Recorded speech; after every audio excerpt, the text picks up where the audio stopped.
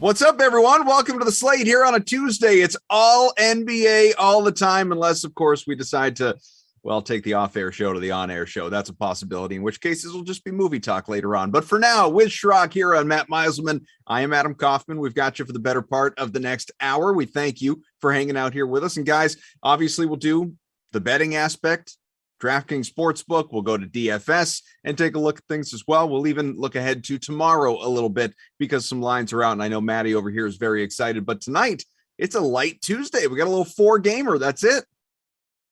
Yeah, this feels like one of those days where like some bombshell news is going to drop that we weren't expecting at all and just ruin, like Jokic is going to have an illness or something because there's not much. Please don't. I hope not, man, because that is the fourth and final game, and it's not till 10 p.m. Yeah. That would be very exciting. But I'm just biased because that's always better. Anytime that kind of stuff happens, I just have more fun with both betting and DFS. And it's a little bit boring today. So, caring about Zach LaVine, I guess, is kind of important, and caring about Bogdan Bogdanovic is kind of important. But that's not, yesterday we had Embiid and Harden. So let's go. Like we need something more exciting. And Jokic is the best player in the league. So he's certainly the best player on the slate. Especially with Steph Curry out there. Yeah, I mean, it's just there's not that much to look at as far as news, but I do think there's some low-key substantial impacts with both the Hawks and the Bulls, depending on the news we get there. Well, to that point, Chirag, and obviously, Matt alluded to this. There's no Steph Curry. We know that. There's no Julius Randle, no Derrick Rose. We know that as well. Zach LaVine, of course, game time decision. Lonzo Ball remains out. There's no Paul George, Kawhi Leonard. But Milwaukee, unless I'm mistaken, we've got Giannis Antetokounmpo is still, as things stand, a game time decision. Chris Middleton, of course, is out. So the Giannis factor, at least if this trends the wrong way, is pretty significant here in terms of opening up value. I don't think he's going to be out. I think he's going to definitely play through tonight's game, but that can potentially open up some value for Pat Connaughton or something like that. Bobby Portis has always played well in place of Giannis. I just think that there's just too much on the line right now, and the Bucks need to find their groove. Brook Lopez, is he back in the lineup? Is he going to be able to provide some sort of punch? He's already played 20 minutes in 4 games so far, so they need to get their groove back together. So I don't see Giannis sitting out tonight, and that might set him up for a really good performance against the Bulls. So what are you watching for in particular? I'm honestly looking for this news on Zach LaVine. I think that he's a midday downgrade, sets him up to not play tonight, which sets up this slate to set up very chalky with the values, because you have an opportunity for Alex Caruso at 4,100 to be a nice value. He should be playing about 30 minutes at least if LaVine is out. He played 30 minutes on last night, 31 minutes against the Raptors at 4,100. And then you have Obi Toppin at 3,200. I think those are 2 guys that are going to be extremely popular. And how can you really fade them? I don't see a way that it makes sense to look in any other direction. Toppin has played well in his couple of starts. He played 45 minutes in the start against the Raptors earlier this year, and he played 27 minutes against the Thunder. So the range of outcomes on this guy at 3,200 is so high that yes, he's going to be popular on a 4-game slate. You just look to differentiate elsewhere.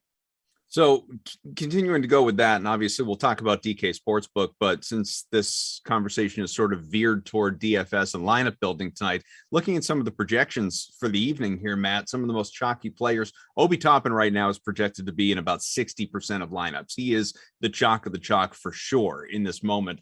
RJ Barrett, almost 50% of lineups. Alec Burks, another Nick at about 40%. Giannis, assuming he plays, is about 40%. Alex Caruso, who Chirag mentioned, is right around 35 to 40% as well. Then the list goes on from there. And obviously, if Zach LaVine does not play, you're going to see some more Bulls climb up that list. DeMar DeRozan, Vucevic as well.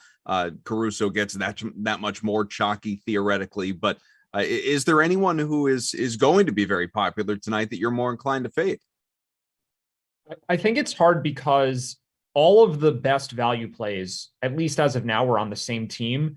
And it becomes one of those difficult considerations where you want to make sure you play the right number of players from the team, because guys on the same team in basketball correlate negatively with one another, which means that the chance of them all doing well is lower than it would be if they were on separate teams. Because let's say Barrett has a huge game, that means it's less likely Burks is going to have a huge game. They can't both shoot at the same time. Mm-hmm. But on the opposite side of that, it makes it a lot less likely that none of them have a good game, because someone has to score points for this team.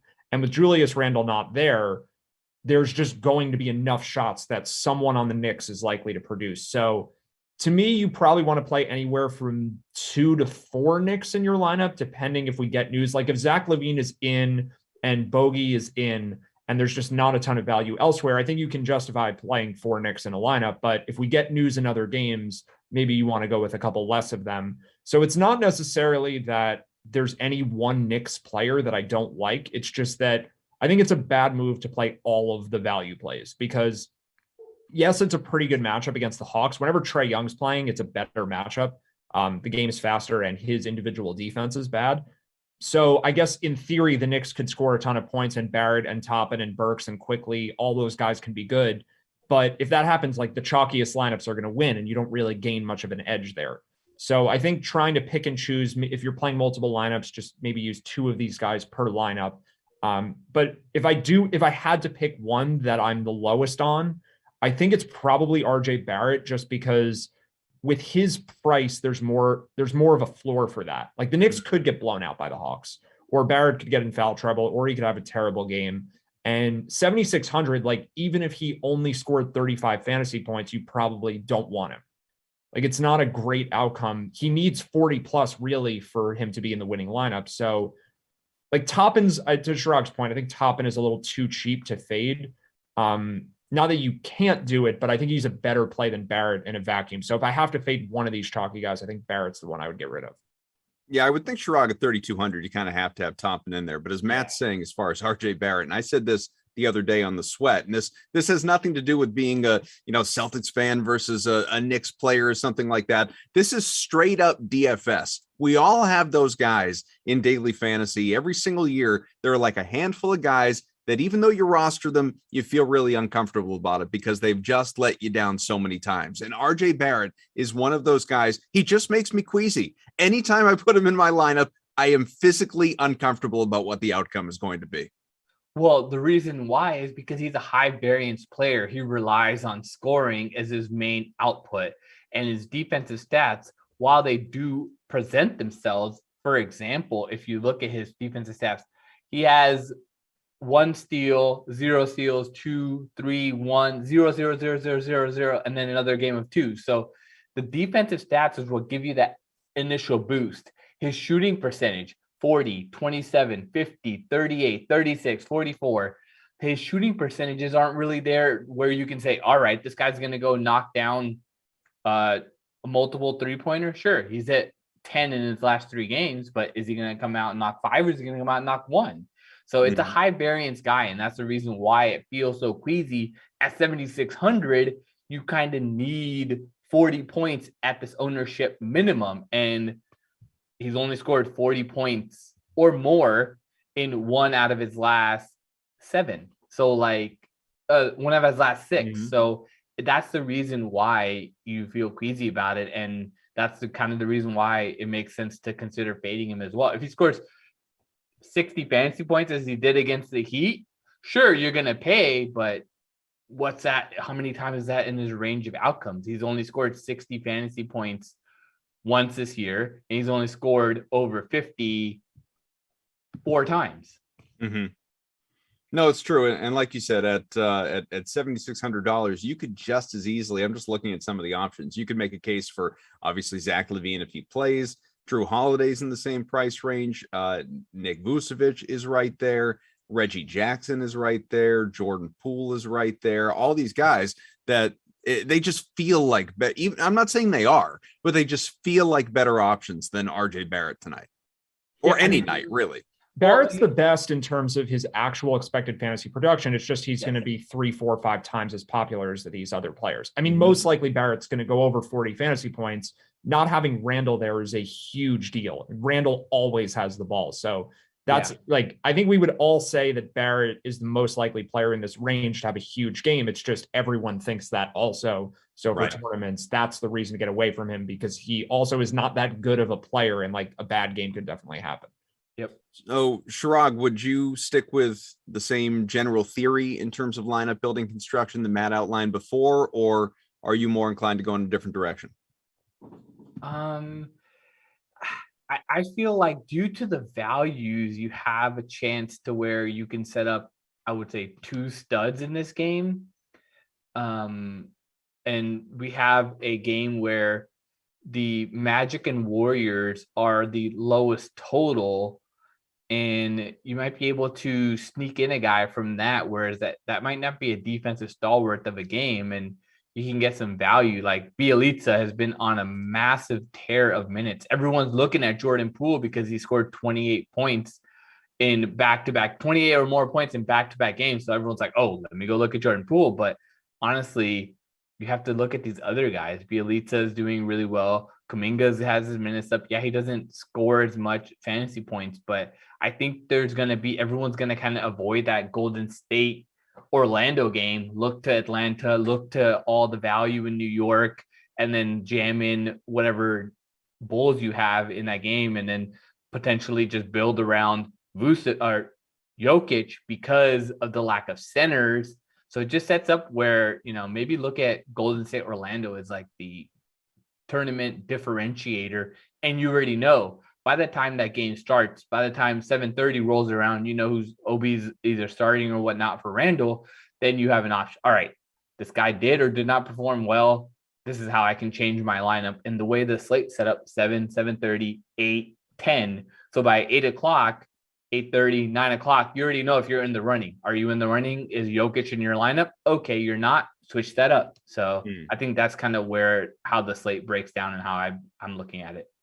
Continuing with that, Matt, I'm just looking at it, just strictly this Denver LA game. And it's not like it's a bad game to target, in terms of just if you wanted to stack this game, there's Joker's not in the best spot, but he's Joker. So he could always put up 70 fantasy points in a given night. But around that, guys who are projected to do well tonight, Reggie Jackson, I mentioned before, Marcus Morris Sr., Will Barton, Monte Morris, you could include him. Aaron Gordon is in the conversation. Zubac is in the conversation. I'm not saying playing all these guys, obviously, but would you, if you're just, looking for an edge, looking for differentiation, could you make an argument to, have half your lineup be guys from this game just to give you that flexibility for later on and be able to readjust and sort of pivot on the fly with the last game of the night?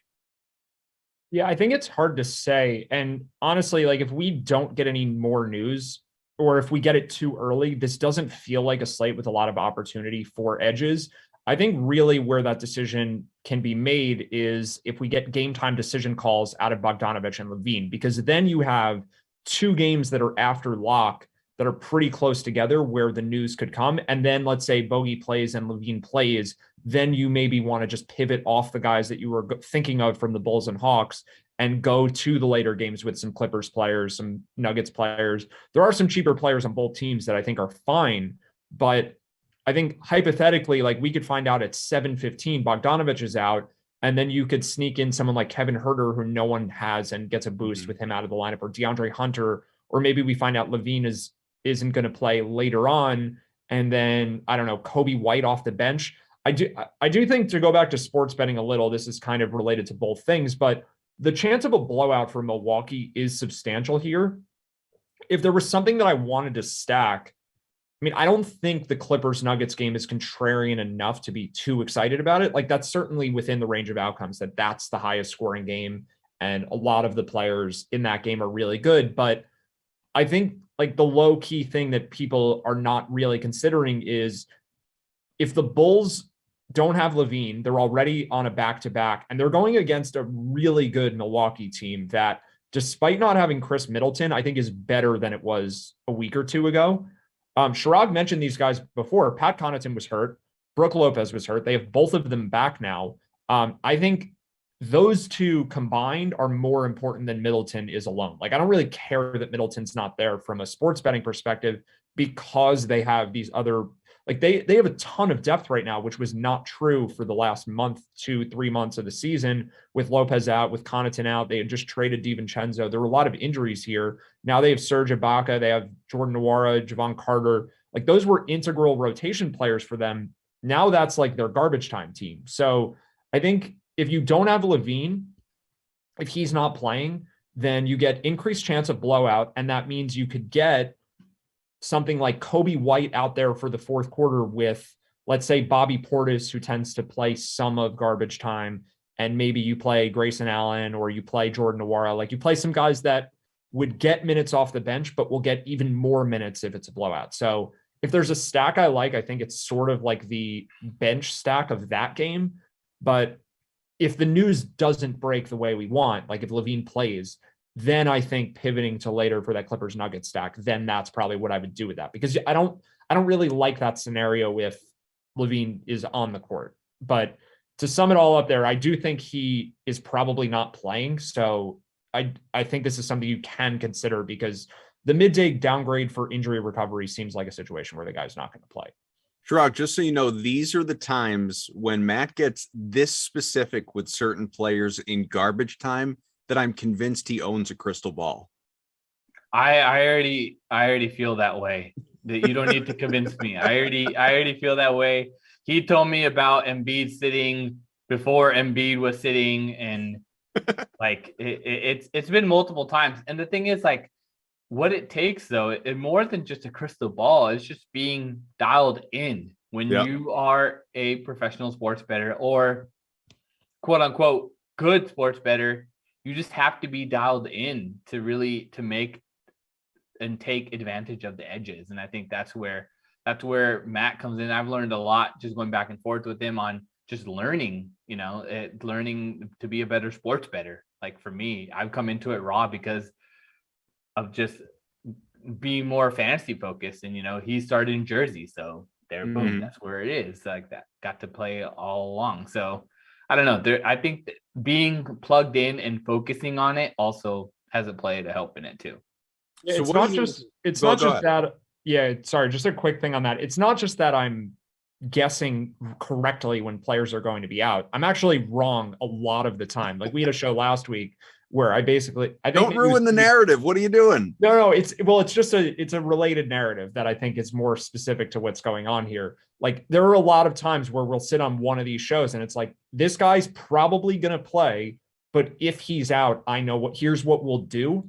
So I'm doing a lot of that where I don't actually, like Giannis, I think is going to rest, but then he doesn't rest. And so what I'm really doing is mapping out contingencies for all the things that are, let's say, above a 5% threshold. Anything that might happen with any reasonable level of confidence, I'm just ready for those things. So it's not like I'm predicting what the teams will do with any real specificity. It's just, if there's at least above a certain chance, be ready, know what you're going to do, just like practice the situations. That's, if there's a skill that I have for betting that I would want to convey to people, it's that. It's just, spend the time to figure out what you might do if this happens, if this happens, if this happens. So it's not a different narrative. It's just kind of a related narrative. Our man CEH in the YouTube chat calling out the Magic 8-Ball. Seriously, Matt's been hanging out with Biff from Back to the Future too. If anybody does have any thoughts, questions, whatever it may be, load them up. Let us know. We'll answer as many as we can about tonight's slate, be it obviously sports betting or DFS, before we get out of here in about 20 minutes or so. We got plenty of time and some more news to hit on related to tomorrow as well. But as we continue on with tonight with this 4-gamer, again, we've been pretty heavy daily fantasy to this point, not so much DK Sportsbook. So let's go there. And you guys have talked about it, blowout potential in a couple of these games, obviously some wide spreads. The Hawks, the Knicks, as things stand right now, expected to be a pretty close one. But Warriors in Orlando, I know there's no Steph Curry, but this really shouldn't be pretty for the Magic. The Bulls, especially if Zach LaVine is unavailable and Giannis is for Milwaukee, that thing is going to get out of hand. It's also the game that has the highest total at 233. You have the Clippers in Denver. We'll see how that one shakes out. Is there a particular game, Sharang, that you would want to target, whether in terms of the spread, the total, money line, a certain prop, whatever it is, really? I mentioned this to Matt earlier today, but oddly enough, I've been scarred enough by road favorites that I'm like, okay, maybe let's not take road favorites as we saw with the Heat last night. But I have a weird feeling that tonight all the chalk is going to hit. So Golden State, Atlanta, Milwaukee, Denver. Do of what you may, but I think parlaying all four of those together is plus 100 or something like that.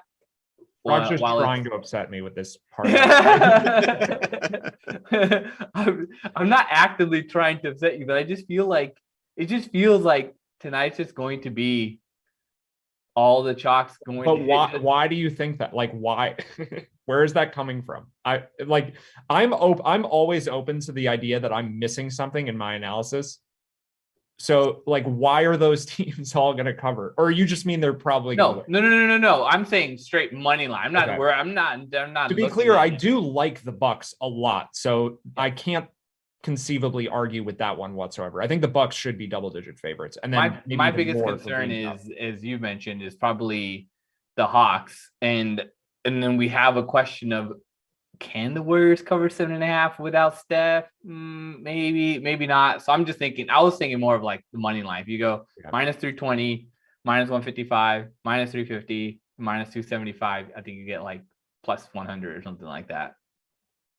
I mean, you do have to care about Bogdanovich for the Hawks game. Like, that is a big deal. I think we talked about this a little offline, but I think Bogdanovich is way more important to this game than Julius Randle. This has been sort of a thing I think it's come up recently just because I think it's a quirk of recent NBA injury news where players who are big names and do not affect the point spread, or sometimes even negatively affect the point spread, are missing games. So we've seen the Grizzlies without Ja Morant win at a greater rate than when he plays because the backups are so good. We've seen it was against the Grizzlies. Trae Young didn't play, and the Hawks won by 20 points. Yeah.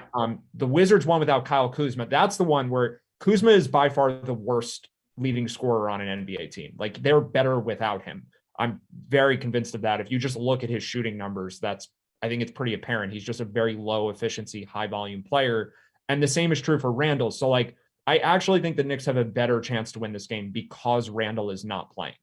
Because Evan Fournier is decent. Emmanuel Quickley is decent. RJ Barrett's fine. Like, I think all these guys are solid players, and Randle doesn't give them the ball. So without him there, like, I think the guys that actually can produce will have a better shot. Overall, it's close to negligible if he's there or not, but I think, like, they're not worse off. And the Knicks were only +1 when Randle got ruled out. Now they're +3. Yeah. Like, it shouldn't have moved. The Knicks deserve to probably be +1. I think the Hawks probably win. But if you take Bogdanovich out, this is like a coin flip game in my mind. So that's very mindful of like who the players are that are out and like who fills in too, because that's a huge part of it. Like, just the last point on this, Josh Hart didn't play yesterday. Yeah, the Blazers won, whatever. I mean, it was one game sample. Anything can happen. But the drop off from Josh Hart to Ben McLemore is way more than the drop off from Kuzma to Denny Avdia or Julius Randle to Obi Toppin. Like, those second and third examples are a wash, but Josh Hart to McLemore is a massive drop off. So even though Josh Hart is not that great of a player, his backups are so much worse than him that he's as relevant as an all-star because the guys on the Blazers bench behind him barely belong in the NBA. So that's kind of like why it's really important to plan this stuff out. It's like, if this guy's out, who's actually taking his minutes, not just I've heard of him, therefore he's good. Is there ever a reason to strategically wait and attack a game in game, live betting, as opposed to jumping in now a couple hours out from lock? I think fatigue is a huge reason to do that. I think the quick answer is if you have a tired team, they're more likely to fall apart in the second half of. So if you're on the second night of a back-to-back, the second half is probably where you see. So like, let's say you want to bet the Bucks, but you don't want to lay this -8 because it opened at 6 and you're just kind of weary of that number. If the Bulls have a hot start, maybe you live bet Milwaukee then, because as the game progresses, especially with a veteran team, DeRozan will probably wear down a bit over the course of the game. So that's the kind of thing I'm looking for live betting. I think that's really the only situation where I'm excited to wait and bet it in game is if fatigue, which is not, I mean, it makes sense, right? Fatigue is not evenly distributed across a game. As the game progresses, the more tired team will get increasingly more tired. So that's really where it comes down. We have some news, Shirag, and here we Matt go as well. But Shirag, we'll start with you from our friends at Underdog Fantasy. Chris Paul, the thumb injury, he's still out for Wednesday tomorrow, but he is getting close. The team naturally not in any rush to bring him back. You know, the playoffs still 8, 9, 10 games away, which means you got a couple weeks there to sort of ramp him up, get him ready. But just the fact that, you know, he is now after the All-Star game and the few minutes there, he's starting to ramp up his preparations to return for the postseason. What are you watching for with respect to Phoenix and sort of how they're going to handle their rotation, their minutes down the stretch here? I honestly think it was a blessing in disguise for Chris Paul to get hurt. I honestly think that having these guys go through important minutes and be up to par and be ready for the big time. You don't know when Chris Paul is going to get hurt again. He's been an injury-prone player in his career. It's not like he's sitting here. He was injured in last year's playoffs. Yeah, he was able to shake it off, and it was just a minor arm injury or whatever. But like, this dude has been injured throughout his career, and having capable backups is extremely important. Having people that can step up and have different rotations is going to be big for them, because you don't know who's going to be in foul trouble. You don't know who's going to be in different scenarios, and having even the fact that they have 3 capable centers makes them formidable. Like even Bismack Biyombo is your 3rd string center. Like, I like Jalen Smith. I thought he was solid, but like having that much depth behind their team in all positions, having interchangeable wings that just do basically the same thing, having guards that can handle the rock, shoot the ball, pass the ball. I don't know. It's just the only way that this team is really going to get, I would say, upset in the playoffs is if there's a big injury that happens on their team and they're unable to recover. But I think that they have the experience of it, because the Grizzlies are not upsetting them. Warriors are not upsetting them. Jazz are not doing it. Mavericks not doing it. Nuggets not doing it. Timberwolves. Like, I don't see anybody that's going to be able to stop this team. Denver, we should stop with for a second, because if you get Jamal Murray and Michael Porter Jr. back, yes, I think that team is a legitimate title contender. Like those guys, and it's kind of to the point I was making before, the players that they're replacing are huge downgrades. Like Jeff Green to Michael Porter, assuming he's healthy, is such a massive upgrade that immediately puts Denver up there. Maybe like a notch below Phoenix, but that also could be a 1 versus 8 matchup, right? Like that's sort of emerging as a possible scenario. Nah, they're 6 games ahead of the Clippers right now. So no, but if they lose to them in the play-in, then well, yeah, they have.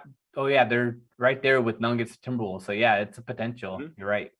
As it stands, Denver is in the play-in. They fell below Minnesota and Dallas over the last couple of weeks. Well, right now, Denver's the 6th seed. Yeah. Oh, are they? Okay. Denver's number 6 right now. Denver's the 6th, but only a half half game on Minnesota top of Minnesota lost last night. They were right there next to each other. The thing that worries me about MPJ and Murray coming back, it's rust, and their injuries that they're coming back from is not like, oh, you know, I pulled a hammy and I've been out for 8 weeks or whatever. Jamal Murray hasn't played his whole entire season. MPJ could literally have a back flare up trying to go for a layup and be done again. Like, that's my only concern there. Whereas the Suns, yes, Chris Paul's injury prone, but that team is relatively healthy and plays their stars or their starters 30, 35 minutes and have good depth off the bench. I just don't think that there's anybody in the West that's going to be able to stop them from getting to the finals again. Well, I think too, Matt, just sort of too. I don't even think the Suns need Chris Paul to make it to the finals. They have a much better chance if he's playing, but like they have a deep enough team. I agree with all of that. That if he was out for the whole playoffs, they still would have a good shot to make it. Yeah. Yeah, I was just going to add. I mean, we're talking about a Suns team that's won 5 in a row, 8 of 10 is lapping the field basically. I mean, they're going to win 60 games. They're well out in front of any other team in the NBA standings wise at the moment, and have done a lot of it, obviously. And I don't want to say the second half, but in the last quarter of the season anyway, without Chris Paul. And it's not only, like Chirag talked about, the fact that it could be a blessing in disguise for Paul to come back fresh, but it's also, you know, from a learning standpoint as a coaching staff and the players and having all that depth and sort of experiencing and discovering all that depth and what you're capable of. It's an incredible confidence boost for the Suns to do what they're doing right now without Chris Paul, and then to get Chris Paul back for the playoffs. It's just I mean, they're going to go in so much higher than they even did last year. Yeah. And deservedly so, Monty's gonna win Coach of the Year. I'm glad that he's gonna be able to get that after everything that he's been through. But this team is just, there's nobody that's gonna stand in their way in the West, but the East is what's going to end up happening is going to be a war of attrition. Like you're going to have 7-game battles for multiple rounds potentially here, with every team within a shot of going to the finals. I mean, I don't think the Heat really can get there, but they're the number 1 seed, so you can't really count them out. I'm high on Harden and Embiid combo, and that depth of that team was proven yesterday. The Bucks have Giannis. The Celtics have the best defense and the best young player in the game right now. Like the Bulls, but these top 4 teams, like, and the Nets kind of sneaking in there. I don't think the Nets are going to be able to pull it off without Ben Simmons, but these top 4 teams, like you can have a potential second round where there's 7 games on both sides, and the conference finals, another 7 games, and they're coming in really battled, worn down, where as the Suns could just have been coasting in. Well, and it's not even just not, likely having Ben Simmons for Brooklyn. Kyrie Irving still isn't playing home games, and I don't think that's going to change before the postseason gets here, or even before the postseason is over. I don't, if you're following what's going on in New York right now. But we've got a little less than 10 minutes left. Matt, you were saying, the 4-gamer is nice tonight, but your favorite game that exists on the DraftKings Sportsbook is actually tomorrow night, and we've got a 10-gamer. So what are you looking ahead to? Well, yeah, this is a good time to mention it. I'm glad we didn't talk about it at the beginning of the show, because for the game that I'm talking about here, everything just changed. So the situation is Golden State is playing tonight in Orlando.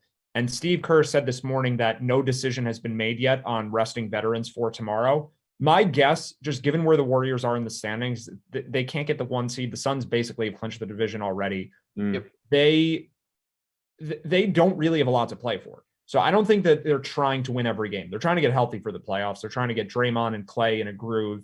They can't really do anything about Steph right now, but if they don't blow out the Magic, so basically if the starters play regular minutes tonight, which I think is most likely, I think the Magic are probably covering the spread. I think the line's too high. I think the game should be at least relatively close. So that means Draymond probably doesn't play tomorrow. Clay probably doesn't play tomorrow. Wiggins has been dealing with some stuff. Maybe he doesn't play either. So the bet I was going to talk about was Miami -8 for tomorrow at home against the Warriors. But about 5 minutes ago, we just found out that Tyler Hero, Caleb Martin, Jimmy Butler, and Jimmy Butler are all questionable for this game, and Gabe Vincent's out. So if those guys didn't play, that's 1 less. So I don't even know what to do with this now. The Heat, I think we had it on screen. It went down. It's off the board at the moment. So it popped up while Chirag was talking. I saw a -6 on the screen, and then it went away again, it looks like. Yeah. I'm not sure what's going on there specifically right now. Clearly something's being adjusted because of all this Miami news. But despite the fact that we don't know about any of these Heat players, I think it would be very wise to listen to Steve Kerr's press conference tonight after this game, because this is, I think, is a theme with the Warriors, and it's why some people might think I have a crystal ball, but it's not a crystal ball. I just have. You just pay attention. I've taken note of how things tend to work in the past, and when the Warriors sit players, they tend to announce it beforehand. Yep. So there are some teams that basically always make their guys a game time decision. Ja Morant, most of the injury designations he's had this year, up until very recently, they would just make him a game time decision. Like he would go from probable to questionable to game time decision. We'll have him warm up, see how he feels. Embiid is almost always a game time decision. The Warriors are the exact opposite. They don't want to have any ambiguity with their players. Like they just rule them out. Steph Curry got ruled out for a game 2 days ahead of time for rest, along with some of the other Warriors a couple of weeks ago. I think if the Warriors are going to rest players for tomorrow, we will find out about it tonight at some point. So assuming that this line comes back up and you can see the Heat at -6, it will be worth betting on Miami if the Warriors don't have Draymond or Clay or all of these players. And then the low-key impact players on the Warriors, who I think no one realizes are among their best players, are guys like Gary Payton and Otto Porter, who I've been talking about all year. they're not that young either, and both have dealt with injuries of their own. Like, we could see the Warriors sit those guys too, and then you're talking about like Chris Chiozza and Jordan Poole being the two primary scorers on the team for tomorrow. So yes, Jimmy Butler being out would be bad, but the Heat should still blow out that group of Warriors players where it would be like Moody, Kuminga, Chiozza, and Poole playing as the starters. So basically the point is, watch what Steve Kerr says. I don't know what he's going to say, but I think like that's when we'll find out. So the crystal ball really is just Steve Kerr's going to announce this tonight in some capacity. Man, the good part is, if you look at it, they're playing in Orlando, so you'll probably get the news before 10, 10:30, 11. Yeah, it's a 7 p.m. start, so maybe like 10:30 or 11 is probably when he'll talk to the media. Man, I want to make sure we have time for this, not only because of personal bias, but because it is relevant. And I want to outline, I'm the Celtics fan. Matt's in New Jersey. He is not a Celtics fan, but he is a fan of what makes for smart wagering. And you have been in on Boston significantly longer, quite frankly, than I have been. You know, we were having conversations about the Celtics back in January. Well, this team has now won 22 of 26, fresh off sweeping a 4-game road trip, average of 20 points per victory. Last night in OKC, of all places, is the one that actually got close after blowing out the Warriors. That's when Steph Curry went down, beaten up on Sacramento, beaten up on Jokic, where Jason Tatum's the one getting MVP chance in Denver, no less. Back at it tomorrow night against Utah, another very good team, obviously, in the league. 6-point favorites back at the Garden to start off a 5-game homestand. What's your outlook on the C's going down the stretch here? I haven't heard a good argument for why the Celtics aren't the best team in the NBA. Like, no one's been able to convince me they're not the best team. It's a little hard to figure out who actually is the best, because there's a lot of subjectivity in figuring out, like, analyzing and arguing who the best teams are. I'm just saying, if there's a reason why the Celtics aren't as good as, let's say, Miami or Philly, I haven't heard it. And I think the reason why I would put the Celtics ahead of those teams is because from number 1 through number, let's say, 7 in their rotation, they are better than almost any team. The Sixers have 2 great players. I think Tobias Harris is extremely overrated. I think Tyrese Maxey has a very bright future, but at the moment is not that good. He's playing above his kind of expected player rating, I would say. And the difference is he doesn't play defense like the way the guys on Boston do. Like, his offensive game is awesome. There's nothing really you can say that knocks Maxey as an offensive player. Everyone on the Celtics is a great defender, the whole team.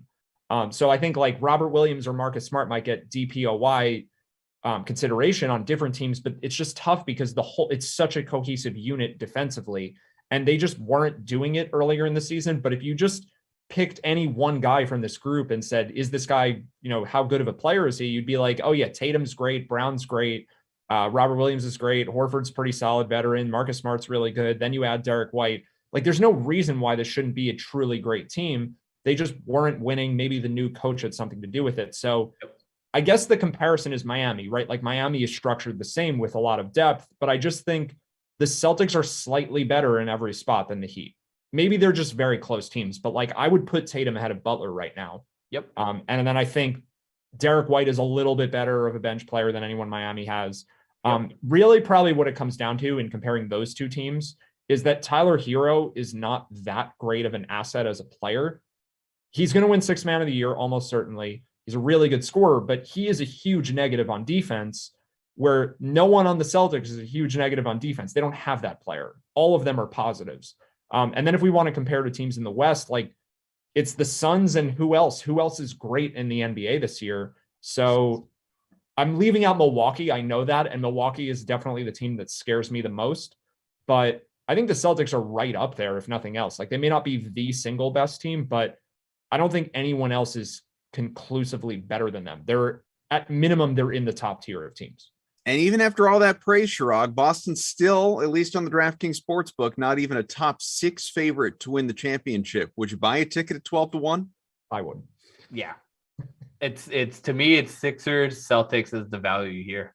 You shouldn't have to buy it at 12-1 though, because we were talking about it at 60 when it was like 30-1, 50-1. They were 60-1 on January 4th for one of our shows. That was the first time we started talking about it. And the odds didn't correct really until after the Derek White trade. So Yeah. if you've been listening to us all season, you had at least a dozen opportunities when the Celtics were above 40-1 at least. Mm-hmm. It's true. Well, it should be fun tonight. Before we go, because we are going to go, we got Matt and Sims that are on the way starting at 6 Eastern, so just a few minutes from now. How about, and I'm putting you both on the spot here, Shirag, then Matt, an absolute favorite bet tonight? Absolute favorite bet tonight has to be the tough one. Like I said, I'm putting you on the spot. I mean, absolute favorite bet tonight has to be then, I mean, Milwaukee money line. Is that whatever Alex Caruso's points prop is or something like that? No, I mean, I think that there's an opportunity here where the Clippers aren't playing that well, and I'm a little worried about the Warriors, a little worried about the Hawks. Maybe just take Bucks Nuggets parlay. Matt, you got to cheat. You had a little extra time. What do you think? I think I'd be being disingenuous if I just said there's one great bet tonight. I think there's a few good ones, so I'll just name those. It's Orlando to cover or win. I don't care either one. Same for the Knicks and same for the Bucks. Like those are the three spots I'm looking at. For the Bucks one, I think you need Levine out, but I'm pretty confident he'll be out. And then maybe I'll just go do something else when the Denver game comes on, or just watch it for fun or for DFS. But that line's the one that I think is fair. I'll take the home teams in the first three games though. CEH says, great show, fellas. You know what? Great audience, gang. We appreciate you being here with us. We'll be right back at it. We got the sweat tomorrow morning. That comes your way Monday through Friday on the DraftKings channels, YouTube, Twitch, and Twitter, 11 a.m. Eastern every single day, at least weekdays. And, of course, the slate, this program Monday through Friday after the 4 o'clock Madden Sim. So right around 5:15. We will return tomorrow, so do be with us. We appreciate you. For Matt Meiselman, Shirag Hira, our producer, Eamon, undercover boss Tom, T. Pike. He is, of course, our technical director. I'm Adam Kaufman. Enjoy the limited slate tonight and a much bigger one tomorrow. We'll see you later.